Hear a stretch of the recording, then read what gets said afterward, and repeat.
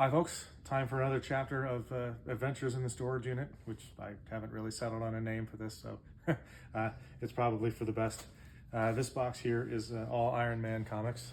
This is all first and second series, so anything after that I'm not going to be able to talk about, but in this case, this is mostly just the first and second series. So how many series are there? I don't even know. There's probably at least 6 or 7 by now. Maybe even more. I mean, they were renumbering quite a bit in the in those mid to late 2000s, maybe in 2020s. I don't even know. There's a lot. Anywho, okay, so Iron Man. We start here with issue 68, which, based on the cover price of 25 cents, is probably from around 1975 or 76. So that's a pretty good age, pretty good old one. And here's 75. So I'm not going to spend a lot of time focusing on individual issues. I'm just kind of go through and give an idea of what stuff is in here. This is the Blizzard, an enemy that I was just talking about earlier, about in a different appearance. So, and so these are Iron Mans in the 90s. And I remember when I was a kid, Iron Man was approaching his 100th issue, which was kind of a novelty for me. I think I even recognized as a young kid that was an interesting and special occasion. Unfortunately, I don't have a copy of Iron Man 100 in here, but this is Jack of Hearts, who I think pretty much takes the cake for the most complicated and costume that that artists had to draw, with all of these lines and various colors mixed in, and it must have been interesting to try to design this costume and let alone color it. So, is he playing card themed, or is he just? Yeah, he's Jack of Hearts. I think he got exposed to something called the Zero Fluid or something like that, and gained these powers. It's really interesting. I mean, it's incredible the stuff that they come up with. But this was an interesting era for Iron Man. I think Bill Mantlo is the writer for a lot of these. And Bill Mantlo, as you may or may not know, viewers of this, he co-created Rocket Raccoon in the pages of the Hulk. So pretty soon we're getting to the era where David Michelini and John Romita Jr. take over the Iron Man book. And I think this is the first John Romita Jr. on Iron Man. But it may be his first cover. He may have appeared before that as the artist. So, but here's Madame Mask. And I think the Annie-Men appear in this. And this one is pretty cool. This is the first appearance of James Rhodes, as some of you may know as War Machine later in the Iron Man time. But he also actually was Iron Man for a time, and some of those issues are in this box as well. So this is 129. So now we're getting into the 140s. For whatever reason, I don't seem to have much in the 120s or 130s, but here we are in the 140s. And some of you may be looking for the Doctor Doom issue, but unfortunately all I have is a True Believers reprint of, this is, I believe, 149, but it could be 150. I can't remember which one this is actually. But yeah, I don't have the original, unfortunately, and those are kind of a valuable issue. So now we're moving into the 150s here, so I can check what the creative team is. Let's see. This is still David Michelini and John Romita Jr. at the top there. So you can see that under the Stan Lee Presents part.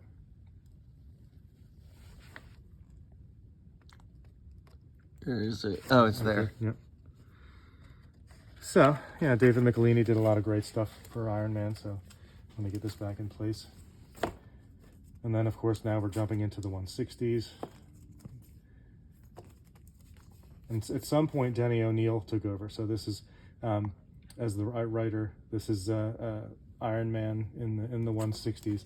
I believe that this is the first issue as with James Rhodes as Iron Man. So it's an interesting idea. And this is all kind of playing off of Iron Man's inability. Here he is, because he loses his company because of his alcoholism. So unlike the movie, the comic books didn't really give up on Tony Stark's alcoholism so easily. Stain, as in Obadiah. Yep. So yeah, even Hammer appears in some of these issues, and he's much more formidable a foe than he appears in the movie. But so yeah, this is just, and then here's various things. This I think is might be a Hulk appearance, but I'm not sure. All I see is the green hand, so now I'm making an assumption. Let's see, flip through a little bit and see. And any of you who are watching this and are cringing at my handling of these, I promise I'll be more careful.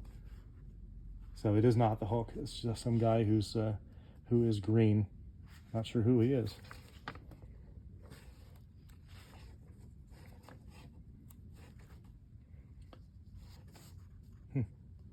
Anyway, so that's a minor. I guess I don't want this video to Maybe get his too name's long. Green Thumb. Who knows? Yeah, who knows? So I don't want to have this video get too long, so I will stop with the interludes and just show some more of the issues. There we go again with James Rhodes is still in the Iron Man. I think that Tony Stark took over the Iron Man costume around the Iron Man costume around 200, but I can't remember. So this is more, now we're getting into the 190s. At last, the return of the original Iron Man, so maybe that was it. But 191 seems like an odd number to do that. Iron Man versus Iron Man. It's not necessarily odd. The way people count is usually from 1 to 0 to like a number that ends in 0. Yeah, so. But I'm saying that 200 would it would be more of a landmark issue. Like 200 would be when I would return. Well, maybe that's why they Tony publicized that it's the reappearance of the original Iron Man on the cover. It could be the lead-up story. Yeah. Well, I don't have 200 either, so I don't know. But I'm assuming at this point that Tony Stark is back. Oh, there's MODOK, who I think he was referenced in... Curse you, Danville, town of small doors. Yes, he was definitely referenced in Phineas and Ferb, but I don't know if he was in the Marvel Universe. So, yeah, here, this is beginning a new era of greatness. So this is some updated armor. I believe that Michelini might have come back at this time to write some Iron Man. But here we are. These are the two teens. This is the 220s of Iron Man. So, as you can see, you know, the art is really exceptional. Rage of the Rhino. That's the Ghost. Now I forget where the Armor Wars are. That's the Mandarin, in the grip of the Mandarin. You can see the rings. What is the Mandarin, a werewolf? No, he's a human. He just has sharp fingernails for effect. Tony Stark shot. There he is. He's paralyzed. Axe of Vengeance, which might be James Rhodes back in the armor, but I'm not sure. I have to admit I didn't read this far. Okay, so there's that. Here's Armor Wars 2. That's 258. That's 259. 261. So there's a bunch of those. Here's Galactic Storm crossovers. And yeah, so now we get into the later issues of Iron Man where I have fewer issues. This is 285. This one's 286.